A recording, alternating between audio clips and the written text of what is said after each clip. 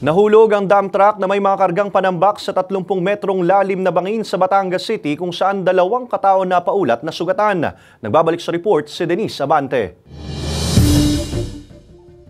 Nagtulong-tulong ang mga kawani ng Batangas City BFP, TDRO, CDRRMO at ilang mga residente para maiahon ang naipit na driver ng dump truck na ito matapos mahulog ang sasakyan sa mahigit 30 metrong lalim na bangin sa bypass road sa Barangay San Pedro pasado alas 3 ng hapon noong Sabado. Ayon sa otoridad, mula sa bayan ng Taysan ang truck na kargado ng panambak na lupa at patungo sana sa San Pascual nang mawalan ng kontrol ang driver sa minamanehong sasakyan. Base din sa datos na nakuha natin, itong truck di umano ay sumabog ang gulong dahilan para ito ay mawala ng kontrol at mahulog sa nasabing bahagi ng kalsada sa bypass road sa Barangay San Pedro. Bukod sa driver, sugatan din umano ang kinakasama nito. Nasa maayos na raw silang kalagayan sa ngayon. Habang nasa bangin pa rin ang truck hanggang sa ngayon dahil hindi raw kinayang iahon dahil sa bigat ayon sa otoridad. Hindi sa may-ari, hindi na nila kukuhanin ang truck doon sa lugar para kung saan doon na lang nila chachap-chapin sa lugar nang sa ganun ay